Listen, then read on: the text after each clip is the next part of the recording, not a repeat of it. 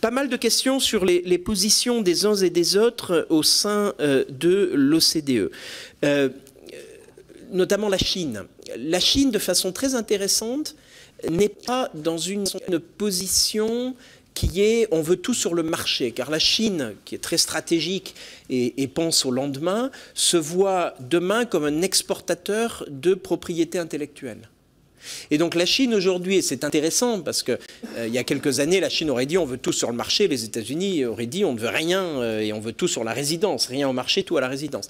Vous avez presque une sorte d'inversion, en tout cas une convergence. C'est qu'aujourd'hui la Chine dit le marché c'est bien mais pas trop. Et les États-Unis disent la résidence c'est bien mais pas trop. Et donc vous avez une sorte d'alignement contre-intuitif, paradoxal, mais de la Chine et des États-Unis, ce qui me laisse à penser que il y a des chances que le mouvement que je vous ai décrit intervienne à un moment ou à un autre, qu'on y soit favorable ou pas. Il y a pas mal de questions convergentes sur la taxe GAFA, et je mets les guillemets, car effectivement c'est une taxe sur les services numériques, aussi bien dans l'Union européenne qu'en France.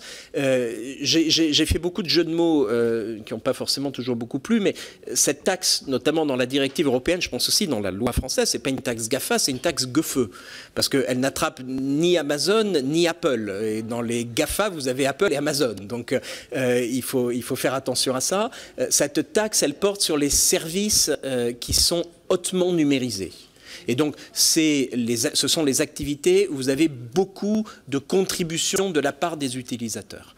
Et c'est un peu la position anglaise pour le long terme que je vous ai expliqué.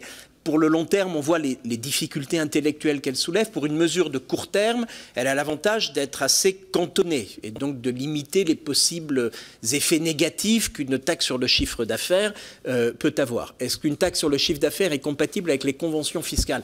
La réponse est plutôt oui. C'est même pour ça que c'est une taxe sur le chiffre d'affaires. C'est que lorsque, en juillet, août 2017, à une époque où les États-Unis n'avaient pas encore changé leur position, et où les pays se disaient il faut agir maintenant. Et la question s'était posée à l'OCDE de dire comment est-ce qu'on peut aider les pays à agir d'une façon qui ne soit pas chaotique, où on n'ait pas 150 différentes mesures.